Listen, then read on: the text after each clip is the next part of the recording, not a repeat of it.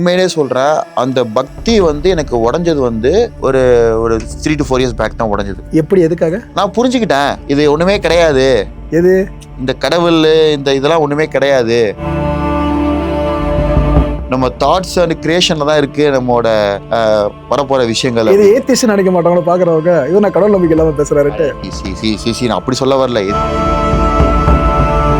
கார்த்திக் ஈஸ்வரை பொறுத்தவரைக்கும் எது கடவுள்? நம்ம எண்ணங்கள் தான் கடவுள். எண்ணங்கள் தான் கடவுள். ஆமா, ஓகே. ஆனா நீங்க எண்ணங்கள் கடவுள்னா எண்ணங்களே வழிபட்டு போயிடலாம். எதுக்கு வீட்டுல சிவனோட சிலை, சிவனோட போட்டோ அதெல்லாம்? கார்த்திக் ஈஸ்வர், ஆக்சுவலா ஈஸ்வர், நீங்க ஒரு தீவிரமான சிவபக்தர் எங்களுக்கு தெரியும். எந்த அளவுக்கு முதல்ல நான் ஆடியன்ஸ்க்கு கன்வே பண்ண விரும்புறேன். இப்ப நாங்க ஒரு நாளைக்கு சிவனை நினைக்கிறதுனா அதிகபட்சம் காலையில் எழுந்துக்கும் போது நினைக்கிறது, தூங்கும் போது நினைக்கிறது, படுக்கும் போது. நீங்க ஒரு நாளைக்கு சிவனை எத்தனை முறை நினைக்கிறீங்க? என்னென்ன விஷயங்கள்லாம் பண்றீங்க அவருக்காக? நான் வந்து நீங்கள் நினைக்கிறீங்கன்னு சொல்கிறீங்க. நான் அவர்கிட்ட வந்து அப்பையிலேருந்தே எனக்கு எனக்கு எனக்கு எனக்கு அப்பாவோட இது எல்லாம் எப்போ எனக்கு தெரிஞ்சதோ அப்பையிலேருந்தே சிவன் தான் அப்பா. என் மூச்சிலேருந்து, காற்றுலேருந்து, சுவாசத்துலேருந்து, சாப்பாட்டுலேருந்து நான் அவரை தான் ஃபீல் பண்ணுறேன். 24 மணி நேரமா. வேறு வழி இல்லை. எனக்கு அது பழகிருச்சு. எனக்கு 10 வருஷமாக பழகிருச்சு. எனக்கு அது 10 வருஷமாக 11 வருஷமாக பழகிருச்சு. எனக்கு அது எனக்கு புதுசாக எனக்கு உள்ளே வரல. அந்த ஓ நமச்சிவாய, நமச்சிவாய, ஈசனைங்கிறது வந்து ஏன்னா உண்மையாக சொல்கிறேன். நீங்கள் நான் வந்து பெருமைக்காக சொல்கிறேன்லாம் சொல்லவே இல்லை. நான் என்னோட தாட்ஸ் ஃபுல்லாக அவர் தான் இருக்கார். ஓகே. என் தாட்ஸ் ஃபுல்லாகவே அவர் தான் இருக்கார். அது எனக்கு யாரை எப்போ நீங்கள் பேச எடுத்தாலுமே சிவனை பற்றி பேசாமல் இருக்கவே மாட்டேன். ஏன்னா நீங்கள் ருத்ராட்சி எப்போவுமே போட்டுட்டு இருக்கீங்க. அடிக்கடி நானும் பார்க்குறேன், பட்டை அடிச்சுக்கிறீங்க ஃபுல்லாக. ரொம்ப பெரிய, அதாவது உங்களை உடம்பு பார்க்கறதுக்கும் இந்த பக்திக்கும் சம்மந்தம் இல்லாத மாதிரி இருக்கும். என்ன இங்கேருந்து அங்கன்ற மாதிரி. ஆக்சுவலாக என்னன்னா அந்த அந்த ஒரு பக்திங்கிற விஷயம் மட்டும் தான் என்னை வந்து ஒரு கான்ஃபிடென்ட் கொடுத்தது எனக்கு. அது இல்லைனா கான்ஃபிடென்ட் உடஞ்சிருக்கும். ஸோ அந்த பக்திங்கிறது மட்டும் எனக்கு கான்ஃபிடென்ட் கொடுத்தது. ஏன்னா எனக்கு எமோஷனல்ஸு, ஃபீலிங்ஸு, என்னோட கஷ்டம் எல்லாத்தையும் ப்ரொடெக்ட் பண்ணுறது இந்த பக்தி தான். நீ போகிற சொல்லிட்டு வந்துட்டேன், நீ பார்த்துட்டு வந்துட்டேன். ஆனால் உண்மையிலே சொல்கிறேன், அந்த பக்தி வந்து எனக்கு உடஞ்சது வந்து ஒரு ஒரு 3 to 4 years பேக் தான் உடஞ்சது. எப்படி? எதுக்காக? நான் புரிஞ்சுக்கிட்டேன், இது ஒன்றுமே கிடையாது. எது? இந்த கடவுள் இதெல்லாம் ஒன்றுமே கிடையாது. நம்ம தாட்ஸ் அண்ட் கிரியேஷனில் தான் இருக்குது நம்மளோட வரப்போகிற விஷயங்கள். இது ஏத்திஸ்ட் நினைக்க மாட்டாங்களோ பார்க்குறவங்க, இவன் நான் கடவுள் நம்பிக்கை இல்லாமல் பேசுகிறாரு. நான் அப்படி சொல்ல வரல. இது அப்படி இருக்காங்க, அது உணர்ற வரைக்கும் தான். அதை உணர்ந்துட்டாங்கன்னா அதை விட்டு விலகிடுவாங்க அவங்க. Okay okay. எக்ஸாம்பிளுங்க, அப்பா கையை பிடிச்சி சுற்றி இருக்கிறீங்க. எத்தனை வருஷம் சுற்றி இருக்கிறீங்க அப்பா கையை பிடிச்சிக்கிட்டு? உணர்ந்ததுக்கப்புறம் விலகுறீங்கல்ல, அப்பா இல்லைன்னு ஆயிருமா? அப்படி சொல்கிறீங்க. ஓகே. என்ன ஈஸ்வரி ஆன்மீகவாதி உச்சத்துக்கு போன மாதிரி பேசுகிறீங்களே. சிம்பிள், முடிஞ்சு போச்சு. அப்பா தூக்குறாரு, உனக்கு இதுக்கு போய் தூக்கி வச்சுட. அப்பா போய் உட்காருப்பா, நான் பார்த்துக்கிறேன். எனக்கு ஞானத்தை கொடுத்துட்டப்பா, எனக்கு புரிய வச்சிட்டப்பா, நான் அவனை சோறு போட்டு பார்த்துக்கிறேன்ப்பா. அதுதான் அந்த இயற்கை வந்து இதுதான் கடவுள் உனக்கு புரிய வச்சிருச்சு அப்படின்னா நீ அதை விட்டு எதுக்கு நீ போய் டிஸ்டர்ப் பண்ற? நீ போய் அதை. கார்த்திக் ஈஸ்வரை பொறுத்தவரைக்கும் எது கடவுள்? நம்ம எண்ணங்கள் தான் கடவுள். எண்ணங்கள் தான் கடவுள். ஆமா, ஓகே. ஆனால் நீங்கள் எண்ணங்கள் கடவுள்னா எண்ணங்களே வழிபட்டு போயிடலாம். எதுக்கு வீட்டில் சிவனோட சிலை, சிவனோட ஃபோட்டோ அதெல்லாம்? இப்போ அந்த சிவன் சொல்றீங்க அப்படின்னா வீட்டில் வச்சுக்கணும் சொல்றீங்கல்ல, எல்லாத்தையும் ரீகால் பண்ணிட்டே இருக்கணும். அந்த அந்த இதை வந்து ரீகால் பண்ணி நீ யூனிவர்ஸ் கூட உண்டான கனெக்ஷன் ஏற்படுத்திட்டே இருக்கணும். நான் போய் அவர்கிட்ட போயிட்டு நான் வந்து என்ன திரும்ப பண்ண போகிறேன், எனக்கு வந்து இதை நீங்கள் பனிக்கூடம் வந்து குழந்தை இருக்கும்போது எது தாங்குது உங்களைய? பனிக்கூடம் தான். நீர் தான் தாங்குது. பூமி எது தாங்குது? நீர் தான் தாங்குது. அதுக்குள்ளே ஒரு இன்னொன்று சக்தி இருக்குது. என்ன சக்தி இருக்குது? மைய கோர் சொல்கிறீங்களா? ஓகே. நெருப்பு. கரெக்டா? இப்போது இந்த பஞ்ச பூதத்தோட சக்தி இருக்குல்ல, டெய்லி உணரணும். அதை உணர வைக்கிறதுக்கு தான் அங்கே இருக்குது. லைக் இண்டிகேஷன் பாயிண்ட் மாதிரி அவர் பார்த்து இருக்குன்னு உணர்ந்துட்டு இருக்கணும். சரி, நீங்கள் பால் ஊற்றுறீங்க, எதுக்கு ஊற்றுறீங்க? ஏன் பசும்பாலை ஊற்றுறீங்க? எல்லா பாலையும் ஊற்ற வேண்டியதானே? ஏன் என்னைக்குமே தாய்க்கு அப்புறம் பசும்பால் தான் நீ குடிக்கணுங்கிறத உணர்றதுக்காக மட்டும் தான் அதை ஊற்றுறீங்க அவர் மேலே. நீ குடங்குடமாக ஊற்றுறாங்க, ஊற்றவே கூடாதுங்கிறேன் நான். ரொம்ப தப்பு அது. அந்த பாலை காய்ச்சி எல்லாரும் குடிக்க சொல்லுங்க. ஒன்றும் இல்லை, அவ்வளோ பெரிய லிங்கம் வந்தாலும் ஒரு சொம்பு பால் எடுத்து ஊற்றினாலே போதும். எதுக்கு? உணரு. இப்போ தாய் இறந்துட்டா, நீ பாலுக்கு எங்கே போய் நிற்ப? பசும்பால் தான் உனக்கு தாய்ப்பால். ஃபஸ்ட்டு உணர்றதுக்கு தயிர், இது எல்லாமே வந்து உன்னோட இதுக்கப்புறம் நீ வந்து ஒன்றுமே கிடையாது. ஒரு சாப்பாடே இல்லை அப்படின்னா அந்த தயிர் பால்லே நீ உயிர் வாழ்ந்துடலாம். கரெக்டா? அப்புறம் வந்து தேன் ஊற்றுறாங்க. தேன் எதுக்கு அப்படின்னா பல நோய்களை குணப்படுத்த முடியும், செரிமான சக்தியை இது பண்ண முடியும், நிறைய அணுக்களை வந்து ஆக்டிவேட் பண்ணும். ஆனால் சில பேர் இருக்காங்களா கார்த்திக், நிறைய இடத்துல கடவுள் நம்பிக்கை இல்லாதவங்க, அதில் நிறைய பேர் விட்டுருவாங்க. சரி, எனக்கு நம்பிக்கை இல்லை, உனக்கு இருக்க, நான் அதை புண்படுத்த விரும்பல விட்டுருவாங்க. ஆனால் சில பேர் அதை குத்தி எத்தனை நம்ம சொல்லுவாங்க, என்ன சிலையை உள்ள வச்சிருக்கீங்க மூலவர்னு, மேலே போய் இவ்வளோ தின்பண்டங்களை சாப்பிட்ற பொருட்களை ஊற்றி வேஸ்ட் பண்ணிட்டு இருக்கீங்க, அது இல்லாதவங்களுக்கு கொடுக்கலாமேன்னு சொல்லி அவங்க மனிதாபிமானத்தில் உயர்ந்தவங்களா மாறிடுறாங்க. இதை பண்றவங்கள முட்டாள்கள் மாதிரி சித்தரிக்க ஆரம்பிச்சிடுறாங்க. இந்த கான்செப்ட் பத்தி உங்களோட புரிதல தெளிவா சொல்லுங்க. அதான் நான் என்ன சொல்ல அப்படின்னா, அவங்களோட நம்பிக்கையை தான் பண்ணிடுறேன். என்ன கேட்டா அப்படின்னா, எனக்கு அவ்வளோதான் வந்து வீணாக்கணும்னு அவசியமே கிடையாது. நீங்களே அதை சொல்றீங்க ஓப்பனா? ஆமா, வீணாக்கணும்னு அவசியமே கிடையாது.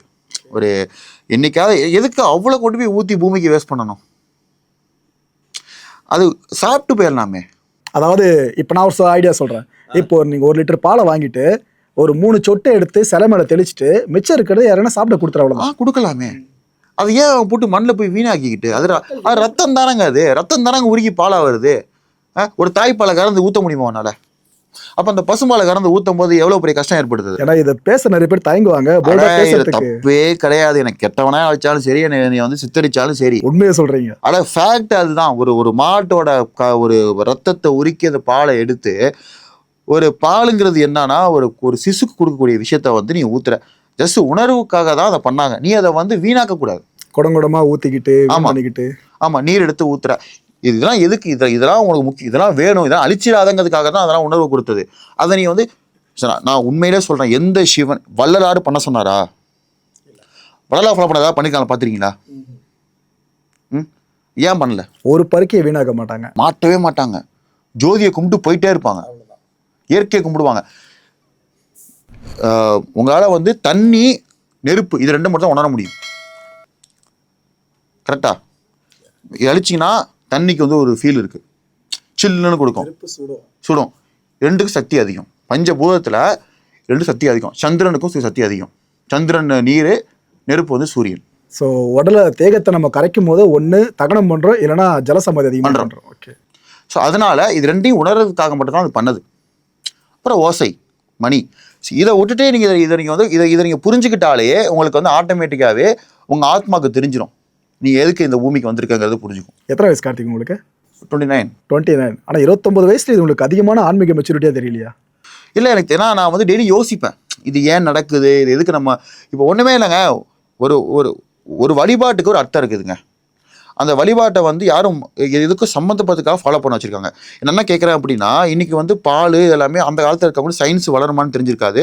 எதுக்கு அதை பண்ணாங்க அப்படின்னா, நல்லா புரிஞ்சுக்கோங்க, லிங்கம், யோனி, எனக்கு ஆண் உறுப்பு, பெண் உறுப்பு ரெண்டும் சேருகிறது, ஒரு பட்டினத்தார் பாடினது, பாடி ஒரு சிசு உருவாகுது, அது வெளியே வருது, அது எல்லா இன்பத்தையுமே அடையுது. அந்த இன்பத்தை அடையும் போது என்னென்ன தேவையில்லை எல்லாமே என்னென்ன தேவைங்கிறத பட்டினத்தார் பாடினார். மணிவாசகர் என்ன பண்ணார்? எப்படி வாழணும், எப்படி பாவம் பண்ணக்கூடாது, எப்படி கருணை உள்ளமாக இருக்கணும், மனிதனை எப்படி இருக்கணும், உன்னோட பணி சேவை செஞ்சுட்டு இயற்கையை விட்டு பிரிஞ்சு போகும்போது நீ எப்படி இருக்கணும், நீ ஒரு இறைவனாக இருக்கணும், கை விட்டு நின்னார். இந்த கான்செப்ட் தான். இதை உணர்றதுக்காக மட்டும்தான் இந்த விஷயத்தெல்லாம் செஞ்சாங்க. ஏன்னா நாளைக்கு வர ஜென்ரேஷனுக்கு இதை பற்றி தெரியாமல் போயிருமோன்னு சொல்லிட்டு தான் இதை பண்ணது. Okay, that's great. சிவபெருமான் இப்போ எல்லாருமே சிவனை கும்பிடுறாங்க, நீங்களும் பயணமாக உருகி கும்பிடுவீங்க. என்ன பொறுத்தவரைக்கும் தனிப்பட்ட கருத்து, எல்லா கடவுள்களுக்கும் ஒரு தோற்றத்தை பார்க்குறோம்ல, சிலையாவோ ஃபோட்டோவாவோ, அது தத்துவங்கள் தான் என்னை பொறுத்த வரைக்கும். நான் அப்படி தான் பார்த்துட்டு இருக்கேன். இப்போ சிவன் வந்து புலித்தோலை உடுத்திருக்காருன்னா அதுக்கு ஒரு தத்துவமாக இருக்கும், பிள்ளையாருக்கு யானைத்தலை இருக்குன்னா அது ஒரு தத்துவமாக இருக்கும். ஸோ கடவுள் தோற்றம் வந்தது காரணமே தத்துவங்கள் தான். இப்போ நீங்கள் சிவபெருமானை வழங்கும் போது அவ்வளோ விஷயம் அது மேலே பார்ப்பீங்க. ருத்ராட்சை போட்டிருப்பாரு, கையில் உடுக்க வச்சிருப்பாரு, திரிசூலம் இருக்கும், பாம்பு சுற்றிக்கிட்டு இருக்கும், புலித்தோல் இருக்கும், எல்லாமே இருக்கும். உங்களை பொறுத்த வரைக்கும் கடவுள் இது போல் தோற்றத்தில் இருப்பாங்கன்னு நம்புறீங்களா ஆழமா? இல்லை, நான் வந்து சிவபெருமான் வந்து அப்படி வந்து அந்த உருவத்தில் வந்து ஒரு மனிதனாக சிவனாக இருந்து நல்லது செஞ்சவராக இருந்திருப்பாருன்னு நினைக்கிறேன். மனுஷனாக வாழ்ந்தவர். மனுஷனா இப்போ நான் இருக்கேன்னு நினச்சிக்கோங்களேன். இப்போ அந்த காலத்தில் எப்படி ஒரு மனிதர் வாழ்ந்திருப்பாங்க? இப்போ இந்த பேண்ட் ஷூட் போட்டு இந்த காலத்தை நான் வாழ்கிறேன், இதே ஞானத்தோட அந்த காலத்தில் எப்படி இருந்திருப்பேன்? சிவபெருமானி போதே தோற்றமாக இருந்திருப்பாங்க. அவ்வளோதான். அப்போ இருந்த காலகட்டத்துக்கு ஜடாமுடியை வச்சுக்கிட்டு இயற்கையோடு இருந்துக்கிட்டு அப்படியே படுத்து இயற்கையை ரசிச்சுக்கிட்டு கையில் ஒரு ஆயுதத்தை, ஏதாவது அனிமல் அட்டாக் பண்ணுறதுக்கு ஒரு ஆயுதத்தை வச்சுக்கிட்டு, அப்புறம் வந்து ஒரு இசைக்கு ஒரு உடுக்கையை பண்ணிக்கிட்டு சவுண்டை கேட்டுக்கிட்டு, அப்புறம் சாப்பாட்டுக்கு ஏதாவது அந்த ஓடு பேர்னா திருவோடு, அதை ஏன்னா திருவோடுங்க வச்சுக்கிட்டு அப்படி இருந்திருப்பேன். ஆனால் பஞ்சபூதத்தை விட சக்தி வந்து எப்போ நமக்கு கிடைக்கும் அப்படின்னா, இயற்கை கூட ரொம்ப ஐக்கியமாக போகும்போது சக்தி ஒன்று கொடுத்துரும். கரெக்டாக? இப்போ இயற்கையோட ஐக்கியமாக முடியல நம்மளால். இந்த லைட்டு கூட டிஸ்ட்ராக்ட் ஆகிறோம், இந்த ஃபோன் கூட டிஸ்ட்ராக்ட் ஆகிறோம். அது மாதிரி எதுவுமே இல்லாமல் நீங்கள் வந்து ஜஸ்ட் லைக் ஒரு ட்ரெஸ்ஸை மட்டும் போட்டுக்கிட்டு நீங்கள் இயற்கையோட ஐக்கியமாகி போயிட்டீங்க, இயற்கை கூட சாப்பிட போகிறீங்க. நீங்கள் ஆன்மீகத்தை சீக்கிரம் அடையணும்னா உப்பு இல்லாமல் சாப்பிட்டு பாருங்கள். என்ன அதில் விஷயம் இருக்குது? என்ன ஆகும்னா உங்களுக்கு வந்து அங்கே டிஸ்ட்ராக்ஷன்ஸ் கம்மியாயிடும். உப்பு சாப்பிட்டாலுமா? இப்போ நீங்கள் ஒரு ஒரு ஒரு பவுலில் சாப்பாடு இருக்குது, உப்பு இல்லாமல் 2 பவுல் தரேன், உப்போட 3 பவுல் தரேன், எதை அதிகமாக சாப்பிடுவீங்க? உப்போடு இருக்கிறத அதிகமாக சாப்பிடுவேண்ணா. ஏன்னா டேஸ்ட் இதில் இருக்காது உப்பு இல்லாமல். ஓகே, அப்போ அந்த உப்புங்கிற விஷயமே வந்து தேவைக்கு விஷயத்த ஆசையை தூண்டுது. கரெக்டா? இப்போ இங்கேவே அதை நீங்கள் அதை குறைச்சிட்டீங்க அப்படின்னா ஃபஸ்ட்டு மனுஷன் ஆசைப்படுறது உணவு மேலே தான். ஆனால் கார்த்திக், இப்போ நம்ம மனுஷ பிறப்பை எடுத்தாலே நம்ம எல்லாம் மனுஷனாக வாழ்ந்து தான் ஆகணும். ஆசாபாசம் இருக்கணும். இருள் பகல் மாதிரி ஆசாபாசம் இருக்கணும். கெட்டது நல்லதாக இருக்கணும் வாழ்க்கையில். கடவுள் நீ இப்படி தான் வாழணும், எதுவுமே ஆசைப்படாமல் இருக்கணும் அப்படின்னு நம்மளை படைச்சிருக்க தேவையில்லையா? அப்போ டெஸ்டிங் இது எதுக்கான டெஸ்டிங்? எதை போய் அடைய போகிறோம்? இது டெஸ்டிங் எப்படின்னா, நீ பண்ணுற விஷயத்தெல்லாம் இயற்கையை அழிக்கிற, இயற்கையை காப்பாற்றுறியா? இயற்கையை காப்பாற்றுக்கு தான் நம்ம இறைவன் படைச்சிருக்காரு. உன்னோட 6வது அறிவு சென்ஸ்னால நீ வந்து இயற்கையை வந்து 6வது அறிவுங்கிறது நம்ம கண்டுபிடிச்சது. அதுக்கு மேலே அறிவுகள் நிறைய இருக்குது. அதனால தான் நம்மளோட ஸ்பெஷலாக ஒருத்தங்கன்னா இந்த உலகத்தில் இருந்துட்டு இருக்கிறாங்க. ஏன் உனக்கு 6 அறிவு அவனுக்கு 6 அறிவு தானே, ஏன் ஒரே மாதிரி திங்க் பண்ண மாட்டேங்கிறீங்க? அப்போது இந்த இயற்கையை காக்கிறதுக்காக மட்டும்தான் நமக்கு இந்த விஷயங்கள்லாம் ஒரு சக்தியை கொடுத்துருக்காரு. ஏன் நம்பவே படையாதுங்க. அந்த காலத்து இந்த காலத்துக்கு ஒரு மொபைல் ஃபோன் உருவாக்கியிருக்கோம், ராக்கெட்டை உருவாக்கியிருக்கோம் அப்படின்னா அதோட இயற்கை சக்தி நம்மள்ட்ட என்ன வேணும்? சக்தி தானேங்க அது. இதெல்லாம் பவர் எனர்ஜி தான் பார்க்க. எனர்ஜி நம்ம கண்டுபிடிச்சிருக்கோம். அப்போ ஏன் இது வந்து ஒரு சிங்கம் கண்டுபிடிச்சிருக்கலாமே, யானை கண்டுபிடிச்சிருக்கலாமே, ஒரு புலி கண்டுபிடிச்சிருக்கலாமே, இதெல்லாம் ஏன் கண்டுபிடிக்கல?